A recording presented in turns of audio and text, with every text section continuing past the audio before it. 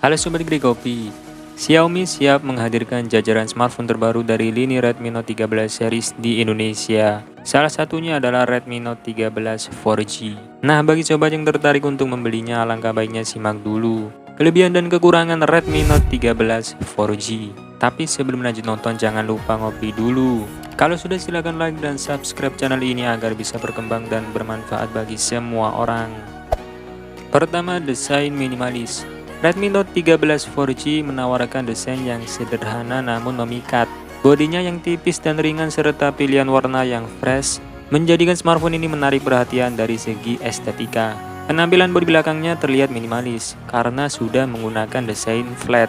Meski begitu, sudut-sudutnya tetap dibuat agak melengkung, membuat smartphone ini tetap enak untuk digenggam. Dibekali pula sertifikasi IP54 yang membuatnya tahan dari cipratan air dari berbagai sisi. Kedua, layar berkualitas. Layar Redmi Note 13 4G menggunakan panel AMOLED dengan resolusi Full HD, sehingga layarnya bisa memberikan pengalaman visual yang memukau. Layarnya sudah dibekali teknologi refresh rate 120Hz dan touch sampling rate 240Hz, yang mana ini akan meningkatkan responsivitas layar, menjadikan penggunaannya lebih lancar dan menyenangkan. Tingkat kecerahannya mencapai angka 1800 nits. Otomatis penggunaan di bawah terik matahari tak jadi masalah. Soal kualitasnya sudah oke untuk keperluan apapun, termasuk untuk menonton video. Sertifikasi Wideview L1 tersedia, sehingga film Netflix bisa diputar dengan resolusi Full HD. Tak cuma itu, layarnya juga sudah dilapisi dengan kaca proteksi Gorilla Glass 3. Jadi sobat tak perlu khawatir bila layarnya tergores atau terbentur benda keras. Ketiga, sistem kamera komprehensif. Redmi Note 13 4G dilengkapi dengan 3 kamera belakang yang dapat menghasilkan foto dan video berkualitas tinggi. Susunan kameranya yaitu kamera utama 108MP, ultrawide 8MP, dan kamera makro 2MP.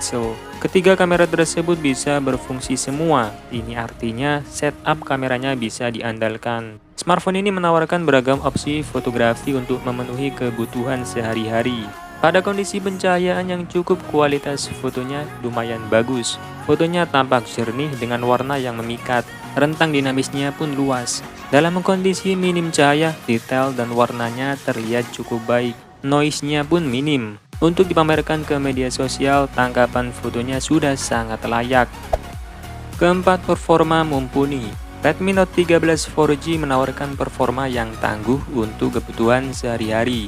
Smartphone ini ditenagai chipset dari Qualcomm, yakni Snapdragon 685. Chipset ini sejatinya adalah Snapdragon 680 yang clock speednya dinaikkan dari 2,4 GHz menjadi 2,8 GHz. RAM yang disematkan juga besar hingga 8 GB. Dibekali pula fitur Dynamic RAM Expansion yang bisa memberikan ekstra RAM sampai 8 GB. Jika dirasa ruang penyimpanannya kurang, sobat bisa menambahkan kartu microSD mendukung kapasitas up to 1 TB. Xiaomi menjamin bahwa Redmi Note 13 4G mempunyai performa yang lancar selama 48 bulan. Smartphone ini mampu menjalankan sejumlah game populer saat ini, misalnya Mobile Legends, PUBG Mobile, dan game-game lainnya.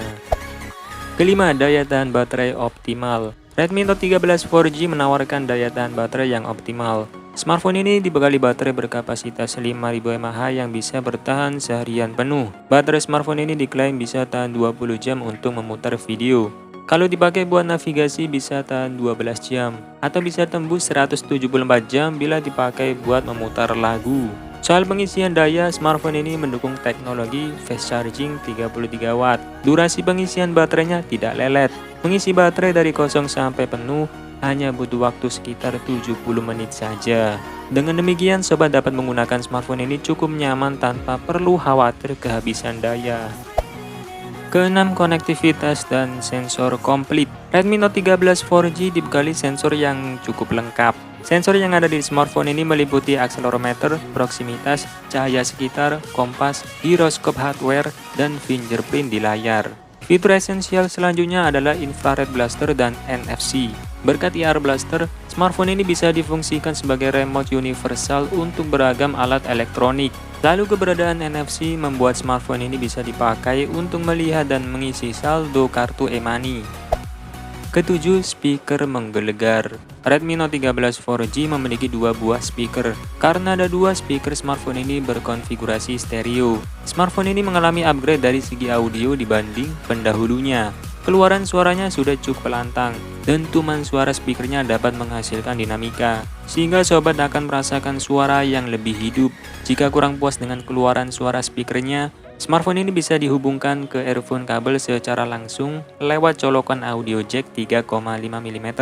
Meskipun Redmi Note 13 4G memiliki banyak kelebihan, tentunya smartphone ini juga punya kekurangan yang perlu sobat pertimbangkan sebelum membelinya. Pertama, antarmuka belum terbaru. Redmi Note 13 4G diluncurkan dengan sistem operasi Android 13 yang berlapis MIUI 14. Seharusnya smartphone ini sudah menjalankan UI terbaru Xiaomi yaitu HyperOS, karena UI ini jauh lebih ringan dibanding MIUI. UI ini juga diklaim lebih smooth, responsif, dan memperbaiki bug-bug yang ada pada MIUI 14. HyperOS hanya menggunakan memori tak sampai 10 GB. Ukurannya lebih kecil dibanding MIUI 14 yang tembus hingga 12 GB. Kedua, perekaman video terbatas. Meskipun memiliki kualitas kamera yang baik, Redmi Note 13 4G tidak bisa merekam video dengan frame rate 60 fps. Resolusi perekaman videonya terbatas mentok di resolusi 1080p 30 fps saja. Merekam dengan frame rate 30 fps sebenarnya bukan masalah besar. Namun kalau ada opsi 60 fps itu bisa dimanfaatkan agar video bisa lebih mulus. Keterbatasan lain adalah fitur penstabil yang cuma ada di kamera belakang. Alhasil perekaman kamera depannya akan terasa goyang. Setelah mengetahui kelebihan dan kekurangan Redmi Note 13 4G, maka sobat bisa mempertimbangkan apakah smartphone ini worth it dibeli atau tidak. Oke, terima kasih sudah menonton, semoga bermanfaat, dan saya admin Grekopi pamit undur diri, sampai berjumpa lagi di video selanjutnya. Bye.